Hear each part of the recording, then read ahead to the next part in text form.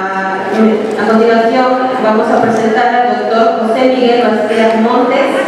Él es profesor de Estado de Biología y Ciencias Naturales, es magíster en Tecnología en Alimentos, es doctor en Ciencia y Tecnología en Alimentos, es profesor asociado del Departamento de Ingeniería en Alimentos de la Facultad de Ciencias de la Salud y Alimentos en la Universidad del Bío-Bío.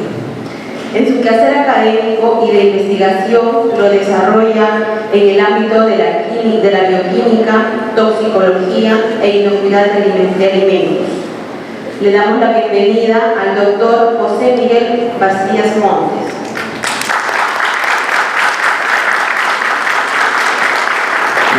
Gracias, muy buenos días, buenos días todavía a todos y a todas.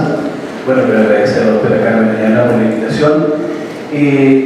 Yo traía preparada antes de la presenté sobre los compuestos bioactivos y su encapsulación, pero me pidieron que hablara algo hoy día, algo relacionado, y por lo que andaba trayendo, presento esto, que se escapa un poco de lo que ya venía hablando el doctor Quevedo, pero es importante sobre todo porque como se trata de la empresa de desarrollo de industria farmacéutica y México, la miel está muy relacionada, sobre todo en la última parte, ¿cierto? La parte de tecnología muy utilizada. Entonces, voy a hablar un poquito del estudio que hicimos un tiempo atrás, justamente en la cual logramos ratificar, ¿cierto?, que la miel, ¿cierto?, es un muy buen bioindicador de la contaminación natural y antropogénica.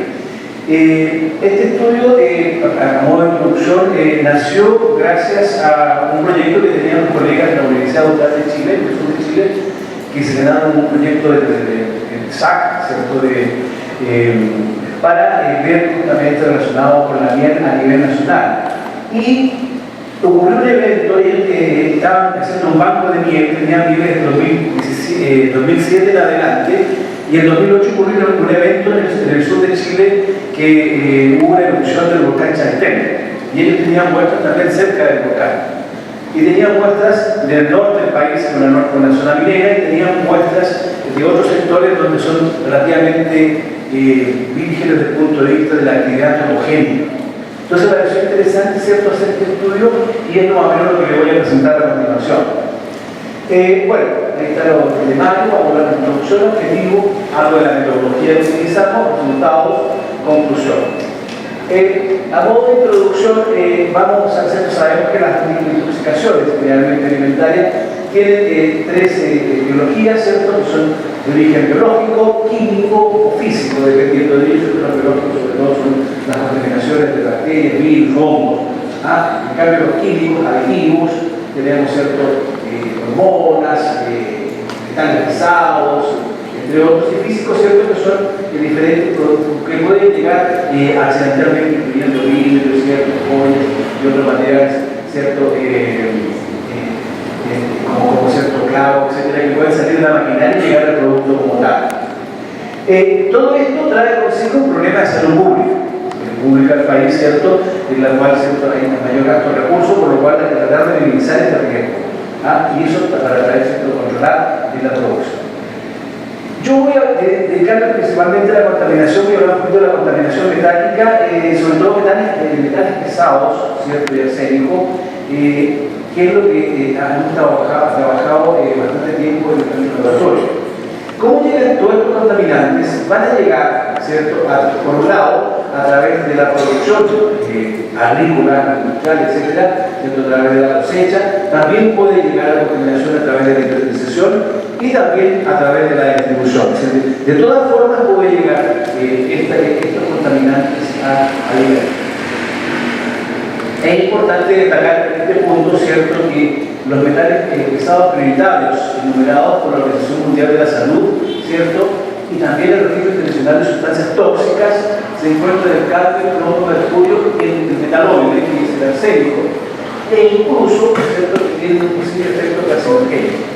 La definición, si quisiéramos definir el metal tóxico o compuesto tóxico, es aquel que no presenta ningún beneficio a la salud, pero sí produce un daño, porque también tenemos otros que son tóxicos a nivel más o menos significativo, incluyendo el hierro, ¿cierto?, el selenio, el zinc, etc. Pero a nivel de clase son necesarios porque son, ¿cierto?, compositores enzimáticos. necesarios para el funcionamiento del metabolismo humano. Bueno, las alteraciones que producen estos compuestos pueden ser tanto organotrópicas, es decir, específicas para diferentes tipos de órganos en particular, o sistemas de órganos, ya sea el sistema respiratorio, el sistema nervioso, pueden producir alteraciones a nivel del metabolismo, porque interacción con proteínas, enzimas, etc. Y de ahí de esa forma se pueden activar los homogenes y producir el cáncer también. Yo voy a dedicarme principalmente a hablar en este momento de relación asociarlo de esa razón. Ahí está, ya se cerró la cosa, que obliga nuevamente parece algo de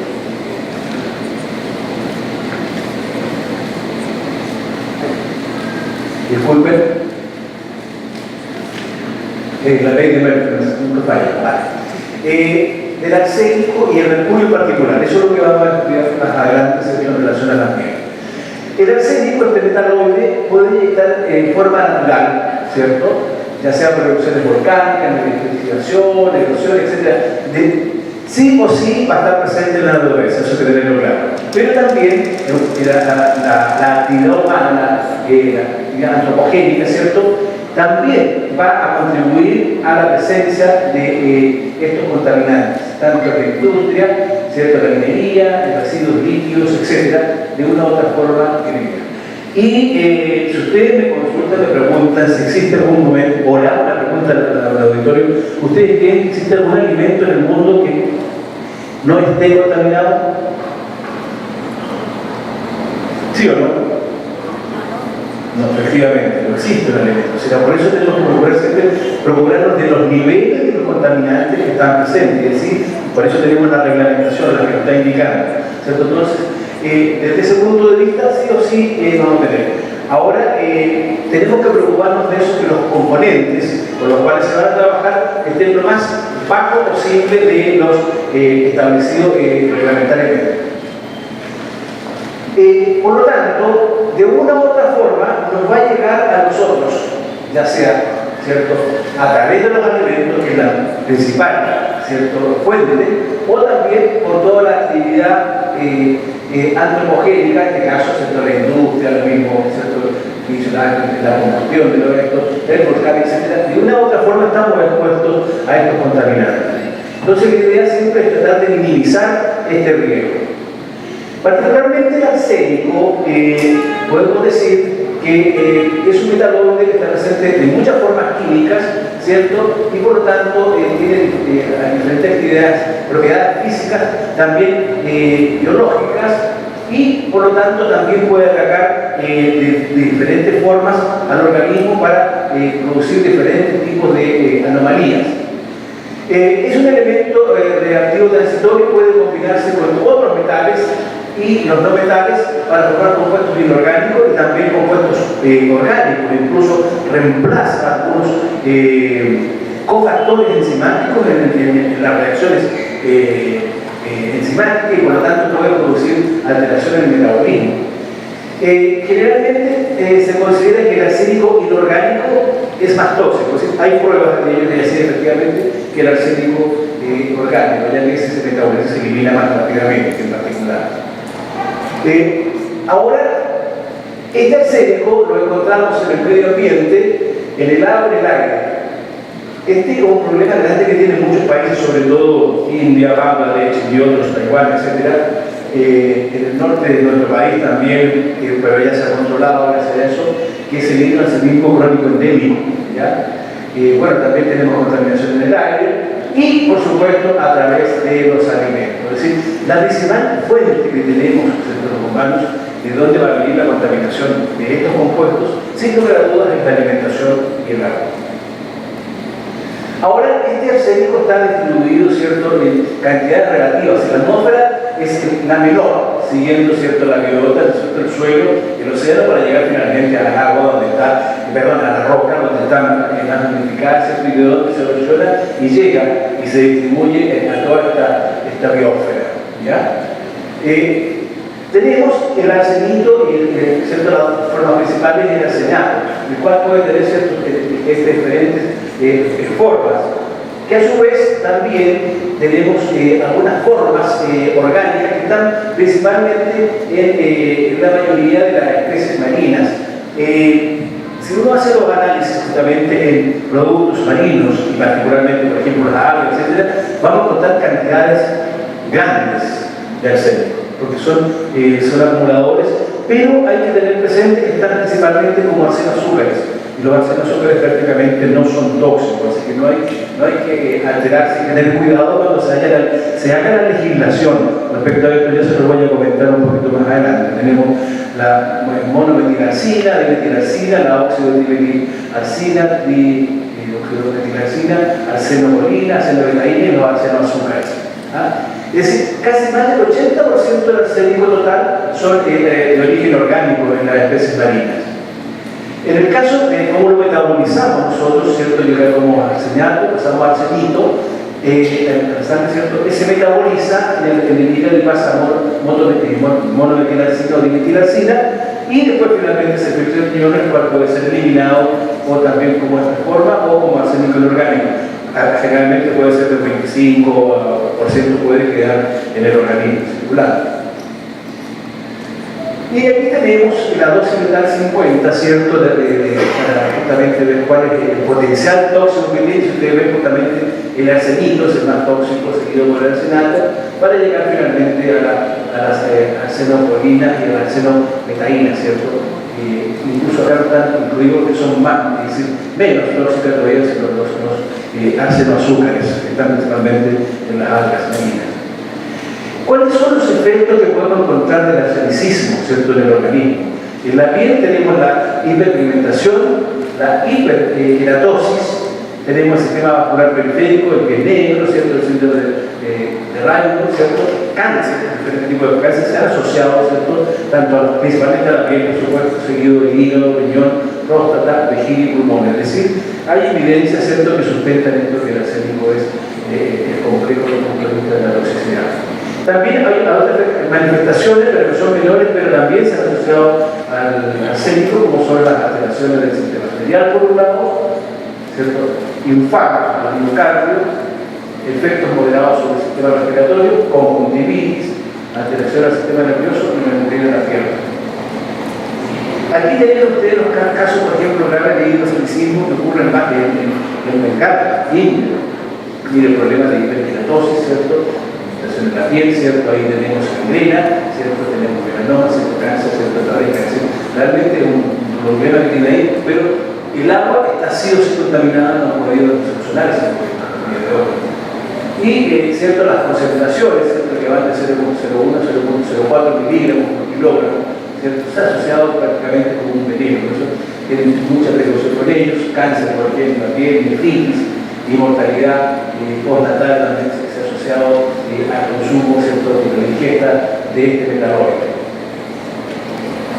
Ahora, respecto a la legislación, particularmente la legislación en Chile, si ustedes ven, legisla para diferentes productos, pero para la única especie que ha legislado o alimento legislado como arsénico inorgánico es para los productos del mar, los moluscos, crustáceos y gastrópodos.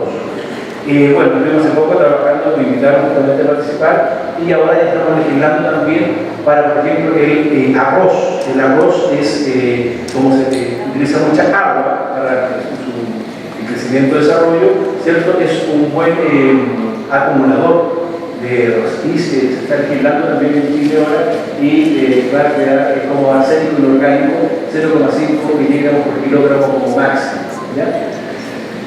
Y esto porque se lo voy a terminar a colación para ver si para la miel lo tenemos. En general no hay mucha legislación respecto a la contaminación, a los contaminantes relacionados con la miel, los metales pesados. Por ejemplo, el Mercosur ha establecido el límite de tolerancia de 1 miligramo por kilogramo, ¿ya?, como máximo. Y hay que tener presente que la ingesta diaria tolerable provisional propuesta por la OMS y FAO es provisional porque se va cambiando, va cambiando constantemente dependiendo de la evidencia. Es de 50 microgramos por kilogramo para arsénico total y 2,1 miligramos por kilogramo por peso corporal día, ¿ya? Esas son las referencias que hay respecto a este metabólico.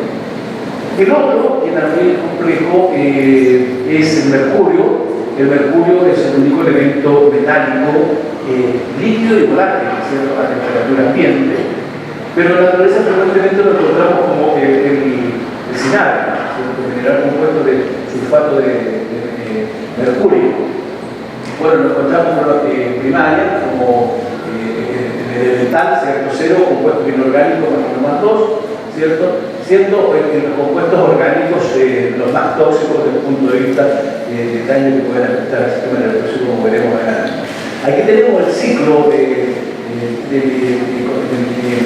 mercurio de la naturaleza, ¿cierto? Tenemos de forma natural, ¿cierto?, o la industria, ¿cierto?, hace las emanaciones, o llega al suelo, se transforma, ¿cierto?, en el suelo, ¿cierto?, llegó por evaporación, llega al mar, si se fijan, llega como mercurio, pero es transformado, ¿cierto?, en las especies marinas como metilmercurio, ¿ah? Y va aumentando en la cadena trófica, por lo tanto los más depredadores van a tener mayor cantidad de metilmercurio. Acá en el suelo también está formado, ¿cierto?, por microorganismos, ¿cierto?, y plantas, etcétera, se transforman también a metilmercurio. Y el metilmercurio, ¿cierto?, que es el compuesto más tóxico que puede ser, sobre todo en los peces grasos, ¿cierto?, y los depredadores tienen mayor cantidad de metilmercurio, tanto así que han hecho recomendaciones la FDA en el último tiempo y EFSA en Europa también, que las embarazadas y niños no consumen más de una porción a la semana de atún, por ejemplo, por posible contaminación con el mercurio. La toxicocinética que tiene el mercurio va a depender justamente de su forma química, ya sea inhalación de vapores mercuriales, ya sea por mercurio orgánico o inorgánico, ¿cierto?, que están presentes. Y por otro lado, es considerar que se acumula principalmente, ya sea en los riñones, el cerebro, el sistema nervioso general, el hígado, y ¿por qué? Porque es relativamente liposoluble. Ahora, los efectos sobre la función cerebral pueden manifestarse ya sea como irritabilidad, timidez, temblores, alteración a la vista o la audición y problemas de memoria. Pero cuando ya es mayor el problema, te produce un problema general al sistema nervioso generalizado, sobre todo por contaminación por metilmercurio. Los casos que han hecho historia, por ejemplo, tenemos el más conocido de todos, el de la vía de Minamata, Japón, donde hay una industria de papel que vertía mercurio, ¿cierto?, a la bahía, y la gente consumía mucho el pescado de origen de esta bahía y se asoció justamente al metilmercurio, ¿cierto?, los problemas neurológicos que tenían justamente, muchos problemas neurológicos, la empresa quebró por las demandas que hubieron. Otro caso que ocurrió, ¿cierto?, cuando los cerdos fueron alimentados con granos que habían sido fumigados con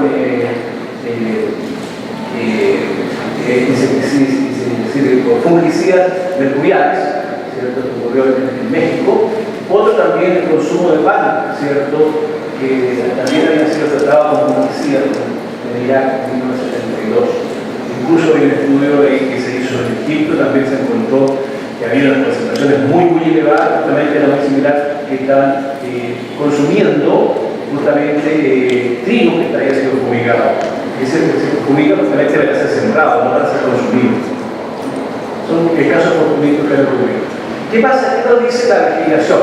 Por ejemplo, en Chile, ¿cierto?, tenemos las concentraciones que van de 0.05, ¿cierto?, dependiendo del producto, la sal comestible, bueno, al agua mineral se puede tener menor cantidad está muy diluida, pero no existe una norma que me indique sobre el contenido de la miel, no está establecido.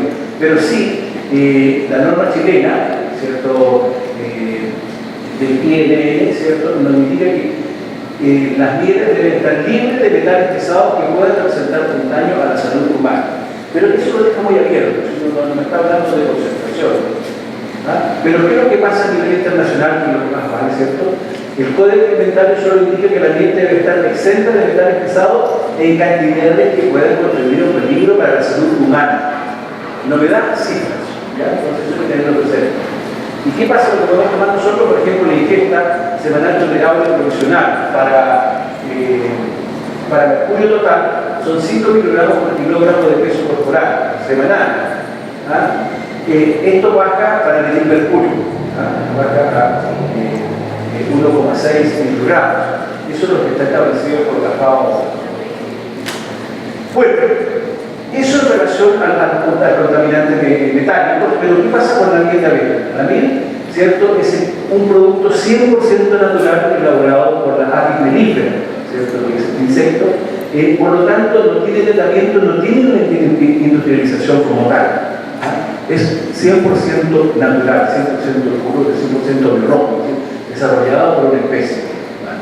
Ahora, ¿cuáles son las características? Es importante que tanto las características químicas y la composición química de la miel están asociadas a dos focos principalmente. Uno, al origen botánico, ¿cierto? Pueden ser monocolorales, ¿cierto?, o policolorales, dependiendo, ¿ya? Es muy importante de cuando el origen botánico va a ser también el perfil, la característica, la especificación que tiene la miel, y también el origen geográfico, porque está asociado con el medio ambiente, ¿ya? Y así tenemos la composición aquí de la miel, ¿cierto?, que va desde agua, fructosa, glucosa, sacarosa, otros componentes, proteínas, vitaminas, enzimas, hormonas, ácidos orgánicos, minerales, ustedes ven, tienen una gran cantidad de compuestos, tienen, ¿cierto?, diferentes tipos de vitaminas, calcio, minerales, y tiene un potencial, ¿cierto?, que es muy importante, que se le ha dado de mucho tiempo. Uno, sin lugar a dudas, que es la parte nutricional, es decir, desde el punto de vista de los nutrientes que aporta, partiendo por la energía, por lo que empezar a la azúcar, pero también otros componentes como vitaminas, etcétera, incluyendo compuestos antioxidantes, entre otros. Y lo otro que se ha probado, por supuesto, fines curativos cosméticos que tiene. La miel se utiliza mucho para ello justamente, tanto así también tenemos que, por ejemplo, cuando hacían la momificación el antiguo egipcio, le impregnaban con miel las vendas en las cuales hacían la momificación, porque también se ha visto que tiene actividad antimicrobiana.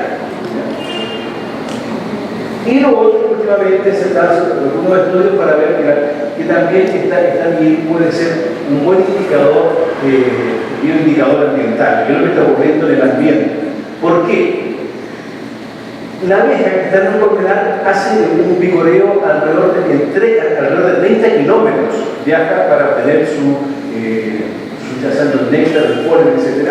Y justamente tenemos en todo este bioambiente pues toda una cadena que va desde la contaminación, aire, suelo, agua, ¿cierto?, lluvia, ¿cierto?, etcétera, plantas, animales, ¿cierto?, hombres, etcétera, toda una integración que al final, de una u otra forma, la abeja lo va a tomar, ¿cierto?, y lo va a llevar a su colmena. Por lo tanto, tenemos un ciclo en el cual la abeja va a ser un vector.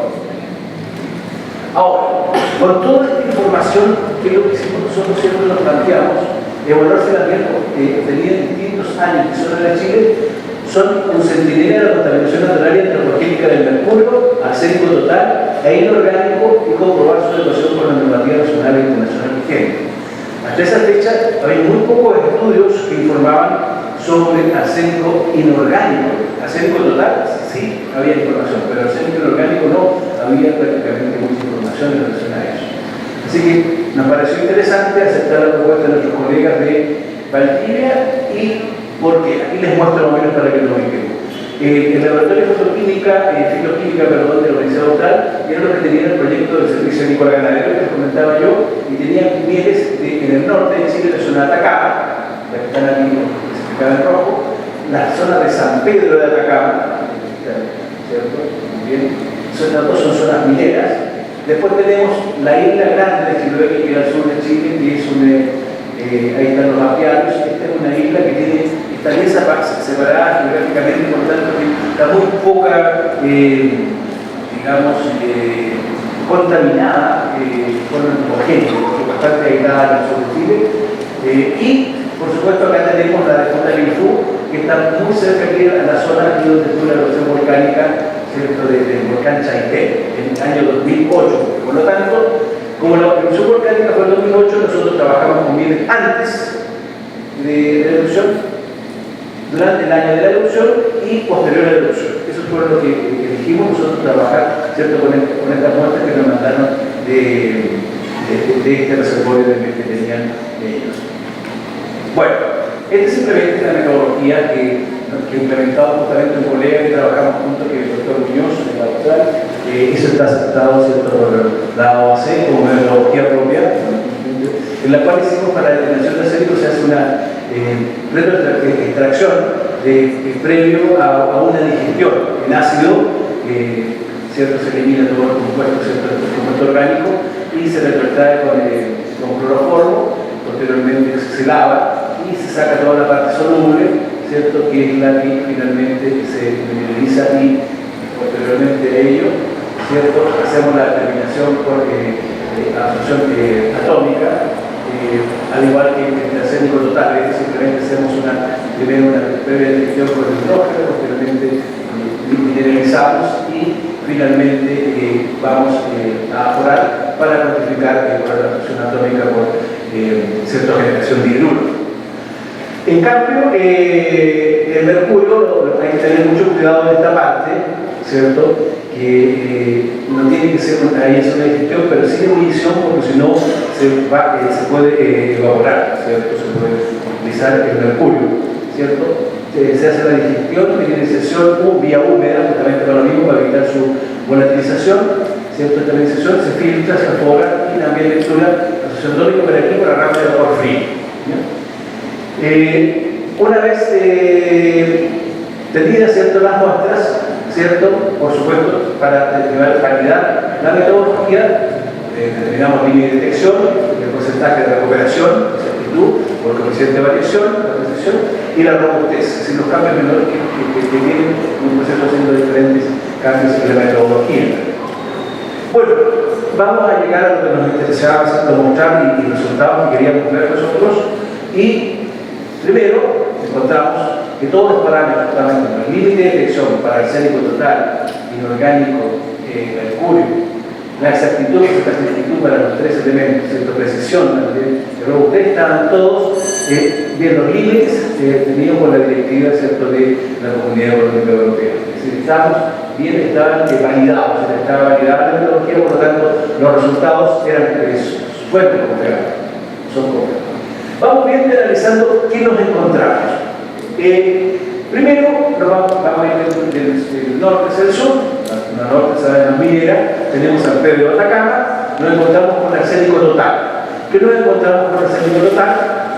¿Cierto? Aquí, los años 2007-2008 estaban concentraciones relativamente altas, con cierta variabilidad, pero no había diferencia entre el 2007 y 2008, la diferencia del 2009.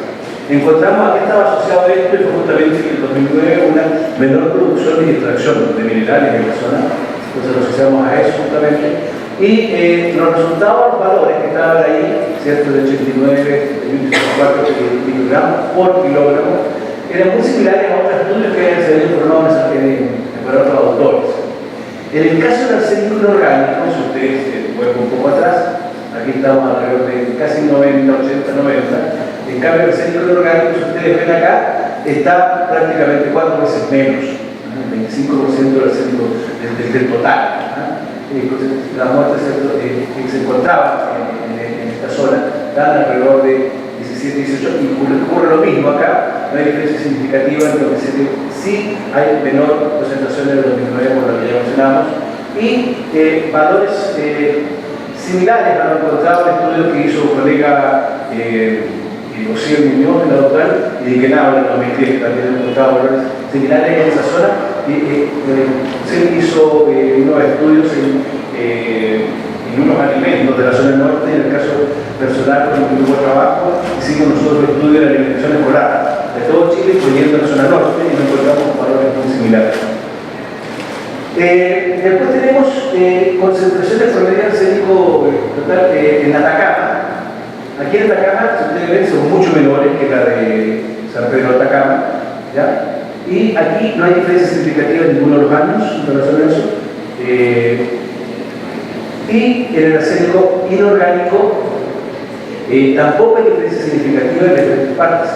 Pero si ustedes ven, tenemos 15, 18 y 17 microgramos acá, es decir, prácticamente más del 50%, en este caso es arsénico inorgánico. Es importante tener presente eso. ¿Ya? Similares también a lo que reportamos nosotros en el 2010. Después tenemos concentración de arsénico total en Futaleifú, que es la zona donde estaba cercana al volcán, 2007, 2008, y en 2009 aumentó la cantidad, es decir, la actividad natural, es decir, la erupción volcánica está en cierta forma relacionada con el aumento de la concentración de arsénico en la atmósfera. Después tenemos el arsénico inorgánico, nuevamente ocurre lo mismo, en el 2007, 2010 durante la erupción, y también se ve un aumento posterior a la erupción, es decir, de todas maneras es importante destacarlo ello y pensar también en el contenido que tenemos, tanto uno de los otros, lo que se está aportando en relación a eso. Valores similares encontraron otros estudios, otros investigadores. ¿Qué es lo que pasó en las mieles de Chiloé?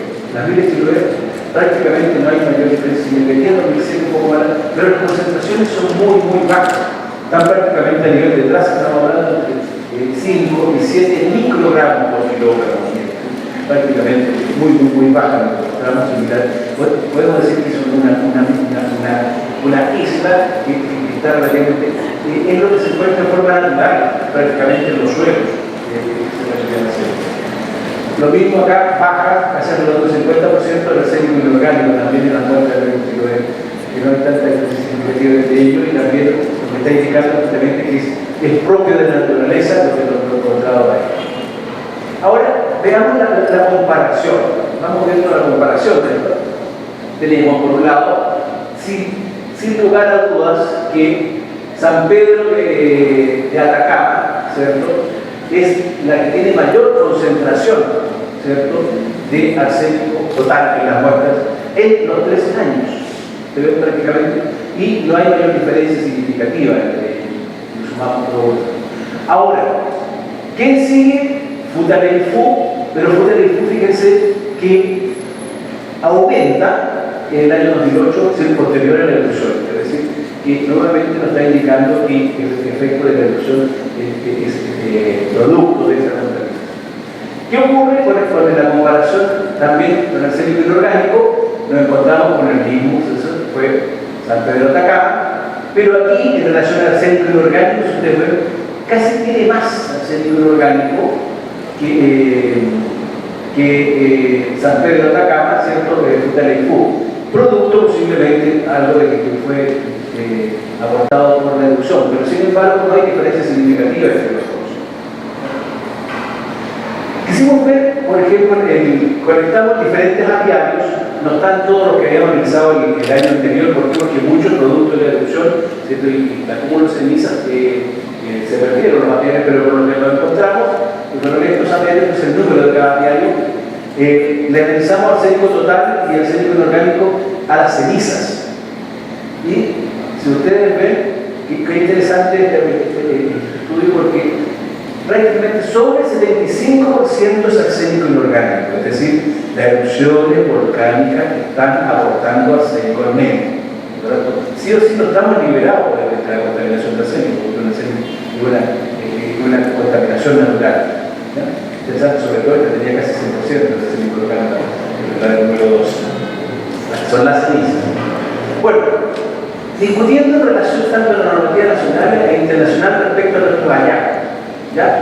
El reglamento sanitario del alimento lo establece, como decíamos, arsénico para la miel, pero sí especifica niveles máximos para néctar y jugo de fruta, que son 0,2 miligramos por kilogramo, jarabe de glucosa, lactosa, fructosa, 1. Es decir, ¿cómo podríamos relacionar con eso? Ahora el Mercosur, 1.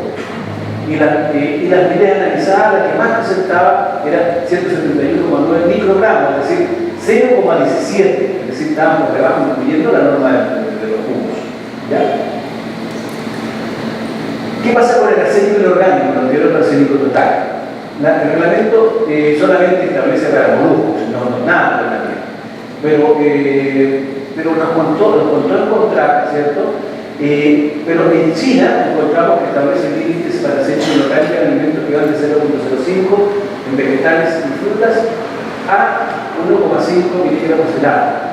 Y de acuerdo a lo que teníamos nosotros, teníamos 0,02, es decir, estamos debajo igual que esa norma, si quisiéramos establecer o a ese tipo de normas, porque no hay otra establecida para la nieve a nivel internacional.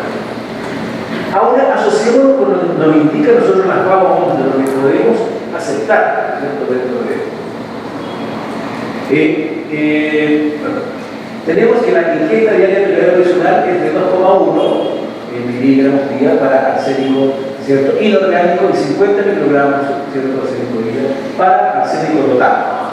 Hagamos el curso para una persona alrededor de 70 kilos y para un niño alrededor de 20 kilos, serían 3.400 para arsénico total, 3.400 microgramos día para insertar, y 1.000 microgramos día para un niño de 20 kilos. Tomamos la concentración más alta de la miel que encontramos en el estudio, y fue de 171 o 172 microgramos por kilogramo, para llegar a establecer, ¿cierto?, llegar a lo que nos permite la legislación internacional. Una persona debe consumir casi 20 kilos al día de miel. Sí, emisor, ya lo voy a decir por qué. Y un niño debe consumir casi 6 kilos al día, es decir, prácticamente imposible, ¿ya? Entonces, desde ese punto de vista, las mieles están bien. Ahora, ¿qué pasa con el arsénico inorgánico? Esas son las cantidades que están, 142 y 42 kilos respectivamente. La máxima que encontramos, que fueron casi 29 microgramos día, tiene que consumir alrededor de 5 kilos día. Con lo que tenía en el momento tiene 20,2% solamente el ingesta diaria. Y el niño tiene que consumir 1,5 kilos día, es decir, para llegar a casi el 50% del ingesta diaria. Por lo tanto, tanto como arsénico inorgánico, arsénico orgánico no habría mayor problema.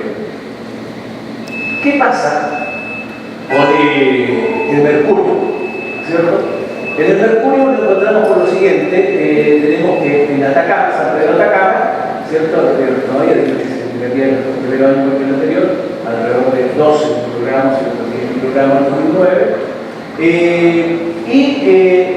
Aquí estas concentraciones son bastante bajas, ¿cierto?, para lo que podemos encontrar, y muy similares a lo que nos han mencionado algunos otros estudios, ¿cierto?, en relación a lo que presenta nuestro tipo de producto. ¿Qué es lo que pasó en el Frutaleifu? ¿Cierto? No hay diferencia significativa en los 3 años prácticamente, de 7 y 8.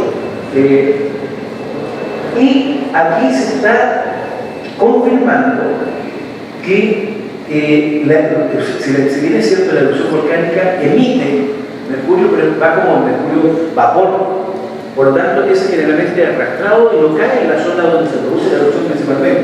Generalmente cae al mar o a otra zona donde se produce el proceso eruptivo. Y esto se comprueba justamente en el sector cercano al daño. No hay diferencia significativa en las nieves, ¿ya? Ahora, ¿qué pasa con las muestras provenientes de Chiloé? Ustedes ven, voy a volver atrás. Miren los valores ahí y miren los valores de Chiloé, que es una isla en la cual prácticamente no son valores muy similares. Ya no hay tanta diferencia. Baja actividad termogénica en esta isla, por lo tanto también está indicando que las nieves también, que son lo que va aportando la propia naturaleza, las concentraciones a las abejas. Y aquí vemos nosotros la comparación centro San Pedro de Chiloé. Si vemos cuál es la principal contaminación que encontramos mayoritariamente, son en la zona norte, en la zona minera, ¿ya?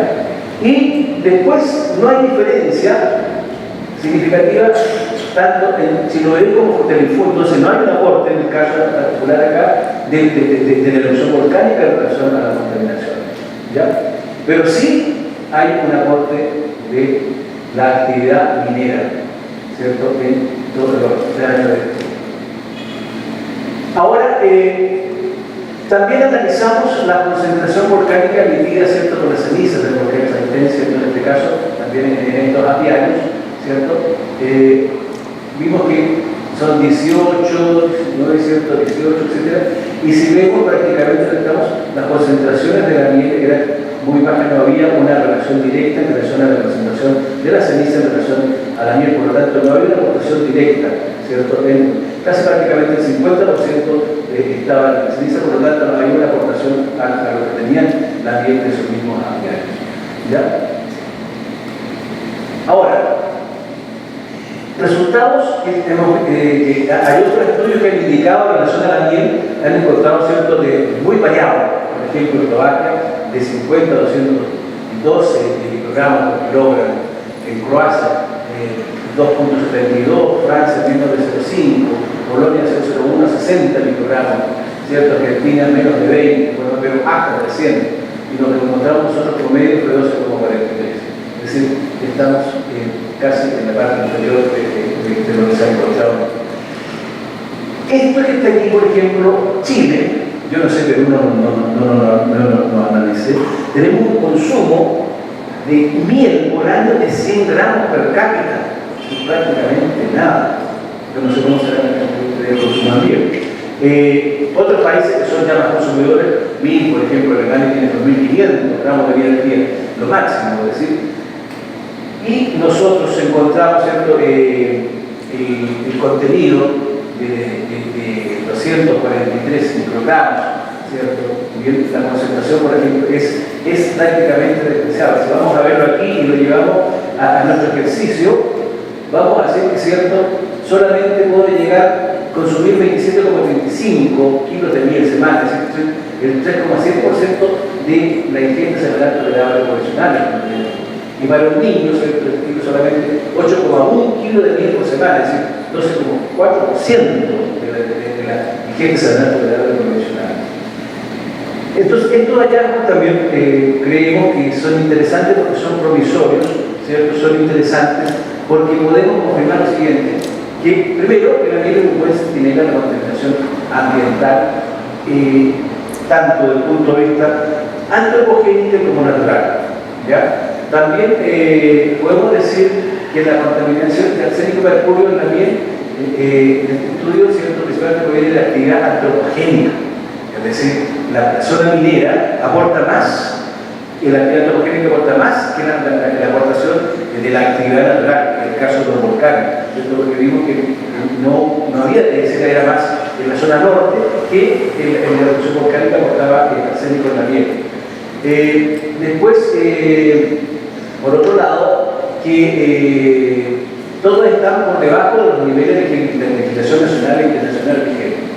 Y por último, los contenidos de arsénico total en el orgánico de mercurio que contienen las minas del presente estudio no presentan un riesgo para la salud del consumidor, ya que los niveles están muy por debajo de la ingesta diaria tolerable provisional recomendado por la FAO. Por lo tanto, aquí también hay que pensar que la abeja, cuando victoria, es decir, no es que piense, pero la parte que va a llevar contaminantes con concentraciones más elevadas de la que corresponde, sino el aviario simplemente muere. Y así ocurre mucho, sobre todo con los contaminantes con pesticidas e insecticidas, que muchas veces hay sectores en los cuales muchos aviarios desaparecen, producto de lo mismo, ¿ya? Por lo tanto, la miel sigue siendo una fuente natural no contaminada, a excepción de problemas que tenemos en los países nuestros, con los países desarrollados, sobre todo Alemania, que a veces se pone muy restrictivo, y tenemos problemas con el miel, con alcaloides pirrociclínicos. Ustedes saben que los alcaloides pirrociclínicos están de forma natural, en las plantas los sintetizan para su propia defensa del organismo. Y por aquellos que se quieren niveles de 50 microgramos máximo, y hay muchas mieles que hay cierto digamos, plantas que tienen concentraciones que están más elevadas y colega a la vez, ¿ya? Y están en forma natural, ¿ya? Bien, simplemente por último, ahí está el proyecto con el cual se trabajó por contribución a la sustentabilidad de la agricultura en 4 áreas geográficas de Chile mediante la determinación de estatus sanitario y su asociación a la calidad de IPC. Esto fue financiado por el Servicio Agrícola Ganadero. Y también la Dirección de Investigación de la Universidad de Puerto Rico, el proyecto interno que está establecido ahí. Bien, eso es lo que le quería comentar hoy día y agradezco por su atención.